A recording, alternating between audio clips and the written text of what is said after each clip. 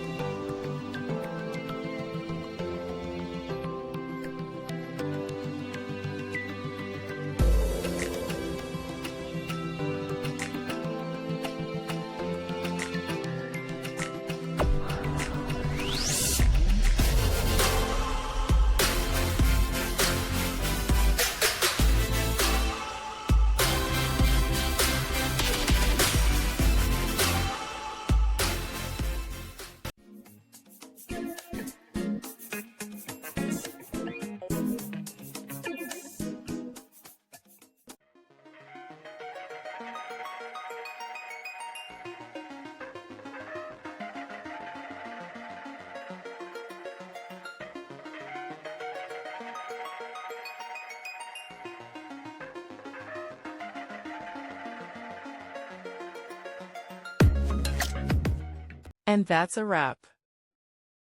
I hope you found the answer you were looking for. If you did, take a second to hit that subscribe button. It really helps out. And let me know in the comments which solution worked best for you. See you next time in the Debug Zone.